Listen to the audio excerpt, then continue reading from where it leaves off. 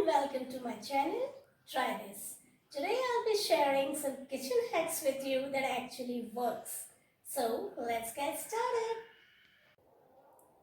Market से धनिया, पुदीना, नींबू और मिर्ची लाने के बाद हम इन्हें फ्रिज में स्टोर करते हैं, लेकिन थोड़े ही दिनों में इनकी फ्रेशनेस कम होने लग जाती है और ये खराब हो जाते हैं। तो चलिए देखते हैं हम इन्हें फ्रिज में ज़्यादा दिनों तक कैसे स्टोर कर सकते हैं। सबसे पहले अगर आपके ग्रीन लीफी वेजिटेबल्स में पानी है तो उसे आप किसी भी किचन टॉवेल से डैप करके वो एक्सेस वाटर निकाल लीजिए। यूजुअली नींबुओं को स्टोर करने के लिए हम इसे डायरेक्टली डब्बे में रखकर फ्रिज में स्टोर करते हैं, लेकिन थोड़े ही दिनों में इसकी जो आउटर स्किन होती है वो ख़राब होने लग जाती है। इसका रीज़न होता है मॉइस्चर, और उस मॉइस्चर को कंट्रोल करने के लिए हम एक टिश्यू पेपर का यूज़ करेंगे।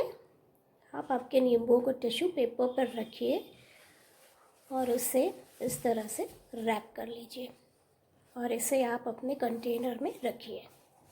आप चाहे तो 2-3 नींबू एक साथ रख सकते हैं, अदरवाइज़ आप एक सिंगल नींबू को एक सिंगल टिश्यू पेपर में रैप करके भी रख सकते हैं। अगर आपके पास टिश्यू पेपर नहीं है तो आप न्यूज़पेपर में भी इसे रैप करके रख लीजिए। आप इस तरह से नींबुओं को फ्रिज में स्टोर कर देखिए, you will definitely get better results. Aren't these chilies beautiful? इन्हें इसी तरीके से फ्रेश रखने के लिए देखते हैं क्या करना होगा। जिस जगह पे चिली अपनी स्टेम से अटैच होती है यही वह पार्ट होता है जहाँ सबसे पहले फंगस डेवलप होता है, और इसी की वजह से हमारी चिलीज़ ख़राब हो जाती हैं। तो हमारी फर्स्ट स्टेप होगी कि हमें इस स्टेम को चिलीज़ से अलग कर लेना है।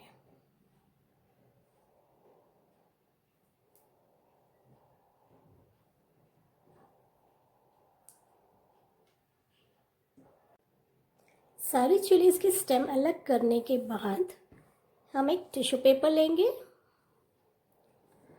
उस पर चिलीज़ को रख के इसे रोल कर लेंगे।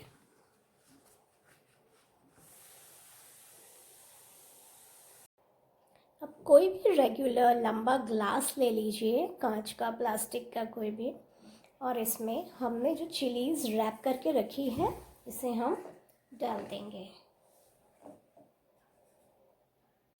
अब एक पॉलीथीन लेकर हम हमारे ग्लास को इसमें डालेंगे और इसे अच्छे से रैप करके अपने फ्रिज में स्टोर कर लेंगे। आप ये हैक ज़रूर ट्राई कीजिए। मार्केट से धनिया लाने के बाद वैसे तो हमें इसकी लीव्स और स्टेम को तुरंत ही अलग कर लेना चाहिए, लेकिन कई बार बिजी होने के कारण हम धनिया को ऐसे ही फ्रिज में स्टोर कर देते हैं, जिसके कारण ये नेक्स्ट डे ही मुरझा जाता है। इस धनिया के बंच को फ्रेश रखने के लिए आप इसे डायरेक्टली एक पॉलीथीन में डाल दीजिए और इसी के साथ एक टिश्यू पेपर आप ऐसे ही रख दीजिए। इस तरीके से आपका धनिया अगले 2 से 3 दिन तक फ्रेश रहेगा। धनिया के पत्तों को स्टेम से अलग करने के बाद हम एक छोटा सेक्शन लेंगे, इसे हमारे टिश्यू पेपर पे रख के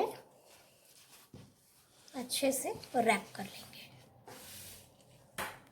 इस तरह से धनिया को सेक्शंस में डिवाइड करने से हम एक सेक्शन लेकर उसे यूज़ कर सकते हैं और हमारा बाकी का धनिया डिस्टर्ब नहीं होता है। इसी तरह से हम पुदीना को भी सेव कर लेंगे। धनिया के रोल को आप कॉर्नर से फोल्ड कर लीजिए और इसे आप किसी भी एयरटाइट कंटेनर में अच्छे से रख दीजिए। इस तरीके से आपका धनिया 15 दिन तक फ्रेश रहता है। किचन में काम करते वक्त हमें अक्सर रबर बैंड्स नहीं मिलते हैं, तो उस वक्त एक जुगाड़ आपको बहुत काम आएगा। जिस पॉलीथीन में आपने अपनी चीज़ें रखी हों उसे इस तरह पकड़िए और ट्विस्ट कीजिए। जो ऊपर का बचा हुआ पार्ट है आप उसे इस पर रैप कर लीजिए। This is it guys, you don't need any rubber bands. ये हैक आपको बहुत काम आएगा। किचन में लगातार यूज़ होने के कारण आपके चाकू और कैंची की धार कमज़ोर हो जाती है। तो चलिए देखते हैं इसे शार्प कैसे करना है। सबसे पहले एक कप लीजिए, उसे उल्टा करके आपके चाकू की जो शार्प साइड है उसे आप इस बैग पर रब करिए। इसी तरीके से आप कैंची को भी कर लीजिए। ध्यान रखिए इसे हमें एक ही डायरेक्शन में करना है। तो एक कप की मदद से आप आपके ब्लंट चाकू और कैंची को फिर से शार्प बना सकते हैं। अगर आप मेरे चैनल पर नए हैं तो इसे सब्सक्राइब ज़रूर करिए और कमेंट कर मुझे ज़रूर बताइए कि ये हैक्स आपको कैसे लगी। So don't be late and try this.